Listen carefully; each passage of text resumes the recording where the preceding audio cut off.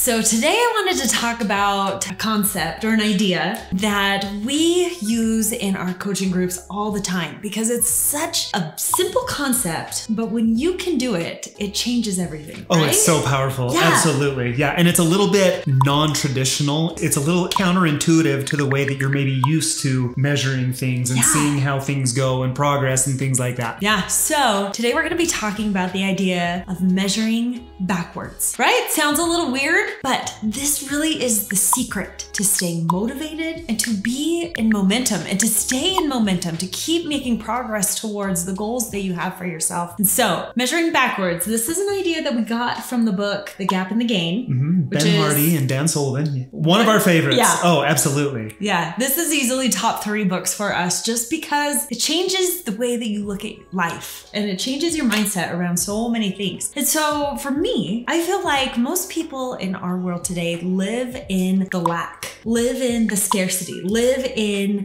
all the things I don't have, all the goals I haven't accomplished, right? There's always this ideal. If I only had, or if I could only achieve, and it's kind of this out there one day type goal that we are constantly comparing ourselves to, that we're constantly pursuing. Yeah, that we're chasing after, and we measure ourselves against where we wish we were instead of look how far we have come, you know? Yeah, which is absolutely transformational when you start to do it that way, definitely. Yeah, and so as we work with mamas in the Mommy Tummy Fix, so many women buy the Mommy Tummy Fix, and then they set these goals for themselves. I'm gonna lose weight, I'm gonna close my ab separation, I'm gonna see all of this success. And when it doesn't happen super fast, they start to get down on themselves and they start to say, oh, I had made these goals. I wanted to accomplish them in 8 weeks or, in a couple of weeks. And I feel like I'm stalled out in my progress. I feel like nothing is changing. And that's where we present this idea of measuring backwards. Right. And so I love, there's a quote by Teddy Roosevelt, and he said, comparison is the thief of joy. And how many times does that happen? Do we compare ourselves, like Camille mentioned earlier, on social media or to someone else or someone else's circumstances? But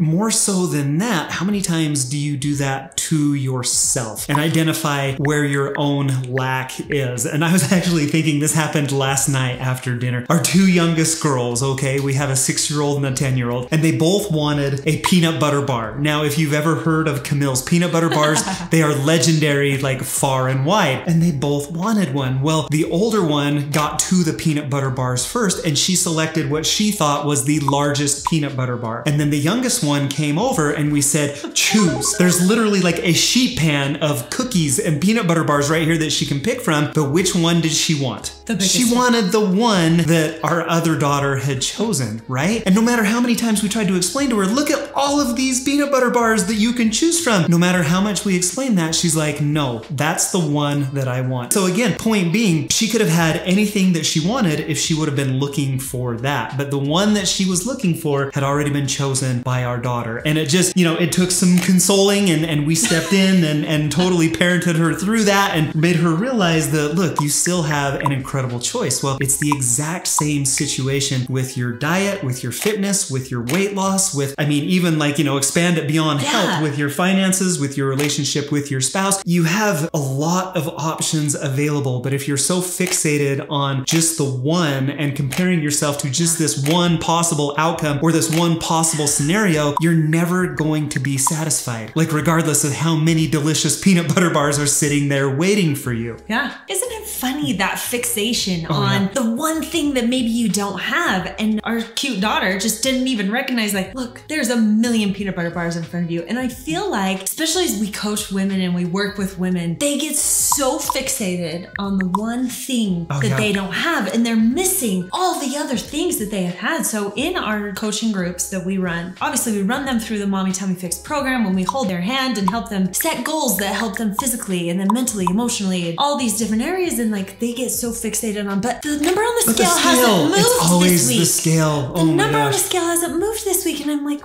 wait a minute. Let's look at what you have done this week. Let's look at these choices you've made. Let's look at the changes in your mindset that are happening. Let's look at the movement that you did make. And when you can start to help them see, oh, I I am making some good choices. I am making some progress towards who I want to become and those goals that I've set myself. It's interesting how it changes and they suddenly kind of start to become less fixated on that one thing and recognize all the good. And when you help them, well, it was speaking about clients that we work with, when you help them to start to identify that, the whole world changes. Their whole world changes, because no longer is it like this feeling of frustration, disappointment, and failure. It's realizing that my success and my progress look a little differently than I had thought. And so again, getting back to this whole idea of the gap and the gain, we have where we are presently. And if we always measure forward against this future ideal or against this goal, if that's our measuring stick, we're always going to fall short of that. It's a goal, it's an aspiration for a reason. If it was your current circumstances, you would no longer aspire to that. And so yeah, it's great to have goals. It's great to have, things that you're working towards and inspiration. But if that becomes your measuring stick that you're measuring progress by, newsflash, you are always going to fall short of that mark. And again, it's this idea of, oh, I'm not losing any weight. My pant size isn't going down. I don't feel like I'm making any progress as compared to what that ideal future would be. And so again, in the book, they tell you this idea, and the name of this episode is always measure backwards. If you can take where you are now, and if you can turn around, and if you can look 2 weeks ago, 4 weeks ago,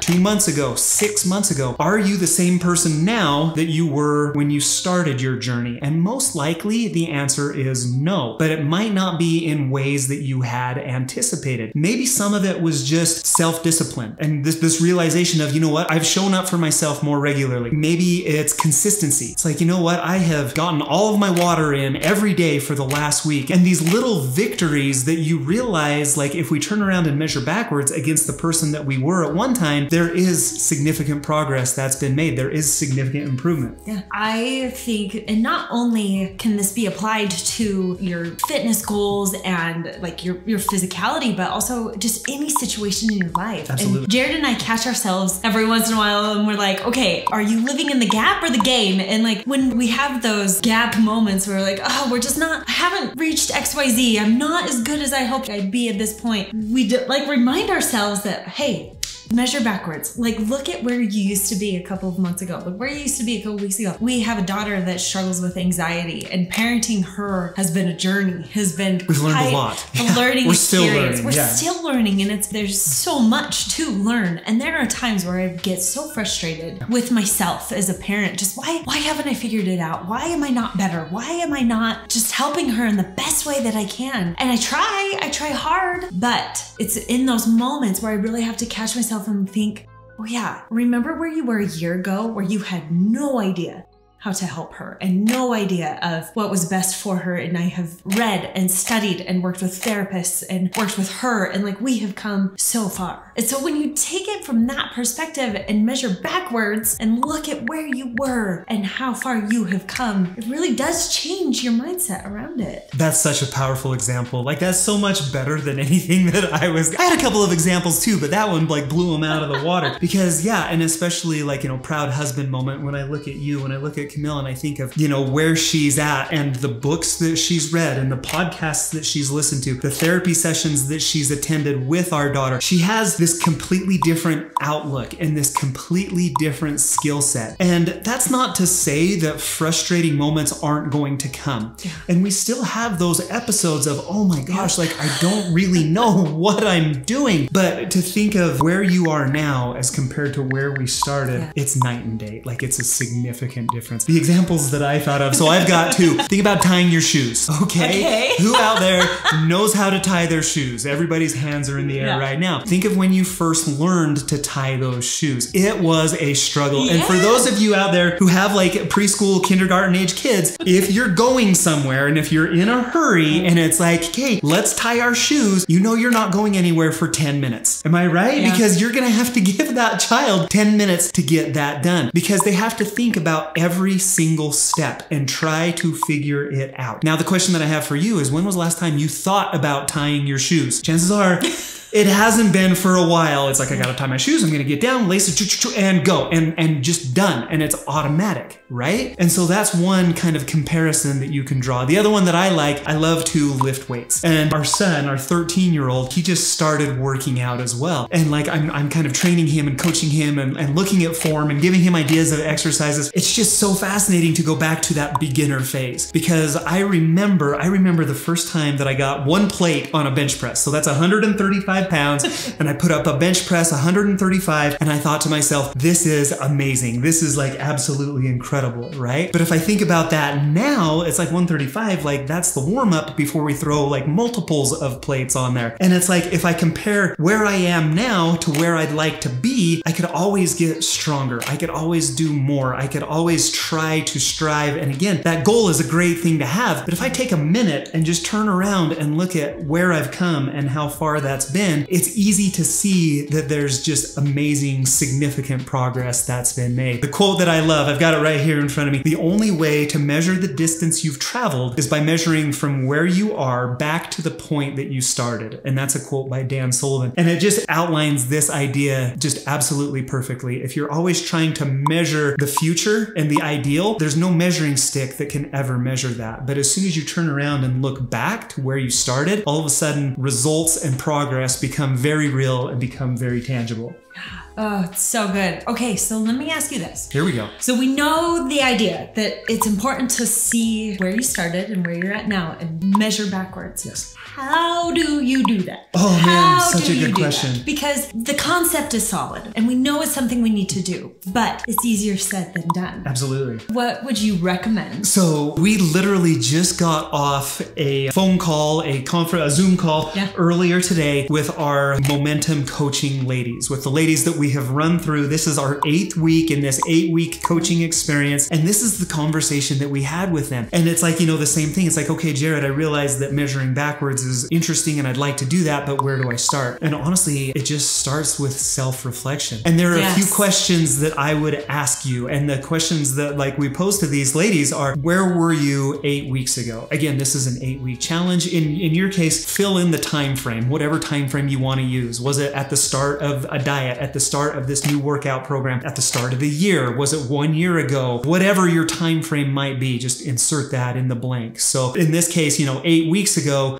where were you? And what did you believe? What were you focused on? And how did you measure success? And if you can think about those questions and start to generate like, okay, like this is what I thought, this is what I felt, here's what I thought success would be like, that's always our starting place. But then we go into the deeper questions of how has your situation changed? That's a super powerful question. How has your situation changed? What do you know now that you didn't know back then? What have been some of the biggest lessons that you've learned over the last 8 weeks or over the last time frame? What have been your biggest accomplishments or achievements? And when you sit down, and again, the challenge that we threw out earlier was to sit down and to journal, to pull out a piece of paper and a pen and to like write this stuff down, because I promise that's a very powerful exercise. At the very least, just think mentally, okay, where was I when I started? What did I believe? What did I think that progress was going to look like? And you'll generate a list. But now you get to the present and you say, okay, how did that change? What are the improvements that I've made? What's the progress that I've made? What do I know now that I didn't know then? What are some of the results that I've seen that I wasn't anticipating? And as soon as you start to generate those, we call that generating wins. Your brain starts to look for wins and you start to generate this idea of, okay, I might not be where I ideally thought that I would be, but look at how I've changed and look at where I started and look at where I am now. And if you can start to pull those out and if you can start to feel those and appreciate those and respect those, all of a sudden it's gratitude and fulfillment, where measuring your ideal is doubt and frustration and disappointment. All of a sudden that's replaced with gratitude and self-love and accomplishment. And again, just stringing together these wins to feel that improvement. Like, what do you think? Well, the wins are what help you stay in momentum,